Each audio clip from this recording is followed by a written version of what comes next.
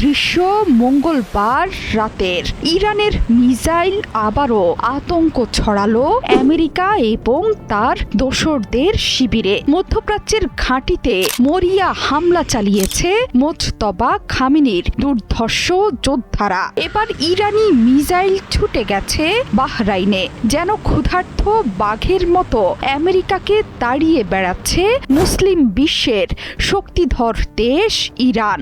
ইরানি মিসাইলের বহর সবচেয়ে বড় আঘাত এনেছে মার্কিন নৌবাহিনীর ৫ম নৌবহরের সদর দফতরে। কুয়েতের আকাশেও দেখা গেছে ইরানের মিসাইল। শুধু তাই নয়, এই অঞ্চলের একটি বিমান ঘাঁটিতে হামলা চালিয়েছে তেহরান। হরমুজে ইরানি ট্যাঙ্কারে হামলার জবাবে পানামা নামে একটি আমেরিকান জায়নবাদী জাহাজকেও লক্ষ্যবস্তু বানিয়েছে আইআরজিসি।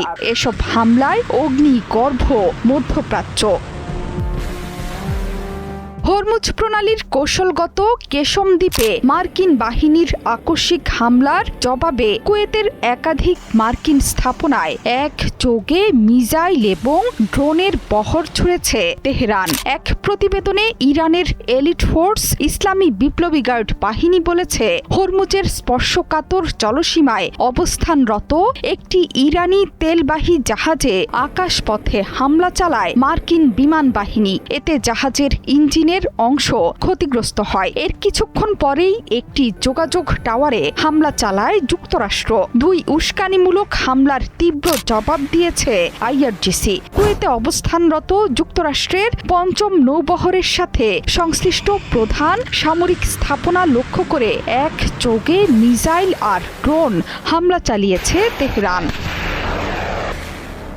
মার্কিন প্রেসিডেন্ট ডোনাল্ড ট্রাম্প যেখানে বারবার চাইছেন ইরানের সাথে আলোচনা চালিয়ে যেতে, সেখানে তেহরান চাইছে শক্ত জবাব। চলমান ভঙ্গুর যুদ্ধবিরতি আর আন্তর্জাতিক কূটনৈতিক তৎপরতার মধ্যেই পারস্য উপসাগরীয় অঞ্চলে আবারও তীব্র সংঘাত আর পাল্টাপাল্টি হামলায় লিপ্ত হয়েছে যুক্তরাষ্ট্র এবং ইরান। বিবৃতিতে আমেরিকাকে বারবার হুঁশিয়ারি উচ্চারণ করেছে ইরানের ইসলামী বিপ্লবী গার্ড বাহিনী। ইরানের সার্বভৌমত্বের বিরুদ্ধে ভবিষ্যতে যে কোনো ধরনের আন্তর্জাতিক আগ্রাসনের বিরুদ্ধে এভাবেই কঠিন থেকে কঠিনতর জবাব দেবে বিপ্লবী গার্ড বাহিনী। এমনকি ইরানের বিরুদ্ধে পরিচালিত এসব অভিযানে মধ্যপ্রাচ্যের যেসব অঞ্চলের সামরিক ঘাঁটি বা বাহিনীকে ব্যবহার করা হয়েছে, সেসব স্থানকে চরম পরিণতি ভোগ করতে হবে। আইআরজিসির বিবৃতি প্রকাশের আগেই কেশম দ্বীপের সুজা এবং মাসেন এলাকায় একাধিক শক্তিশালী বিস্ফোরণ এবং ধোঁয়ার কুণ্ডলী দেখা গেছে।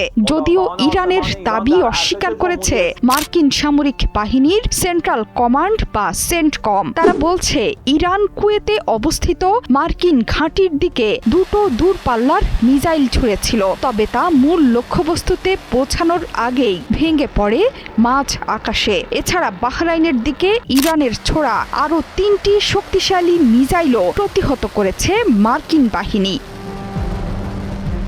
জোহরা চৌধুরী সেতু, ৭১।